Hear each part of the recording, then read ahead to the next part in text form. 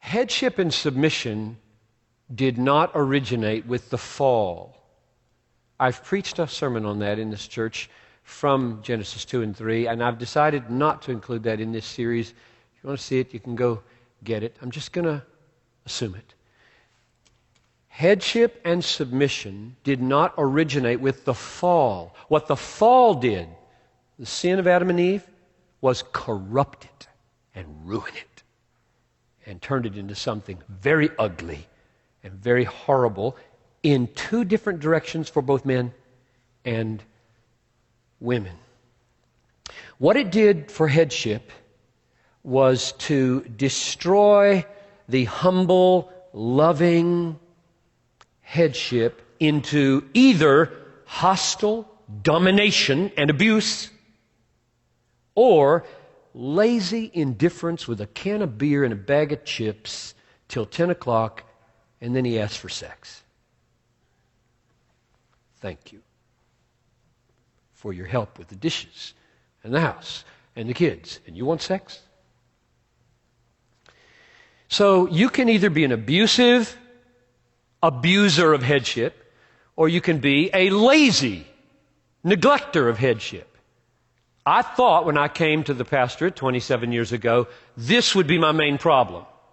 I would be dealing with women who are coming to me about abusive husbands. Well, there are those, more than we know, probably. That has not proved to be the main problem, just because of our Christian culture. The main problem is women with broken hearts that their husbands don't lead, don't take any initiative. What it did to submission was also one of two things. It took willing and happy and creative and articulate and intelligent submission and turned it either into a manipulative groveling or obsequiousness, or you drop the handkerchief. Oh, can you pick that up? I can't bend down. That silly caricature of femininity. Or the brazen, stark, uppity, nobody's opening the door for me kind of rejection of headship. There is a redemption. What happens in Ephesians 5 is that these distortions of headship and these distortions of submission are redeemed.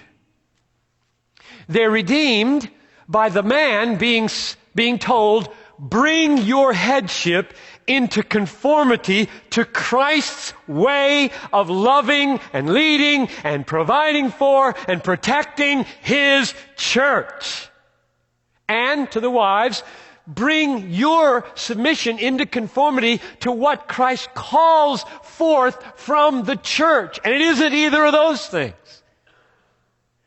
In other words, what's happening in Ephesians 5 is the recovery of Eden.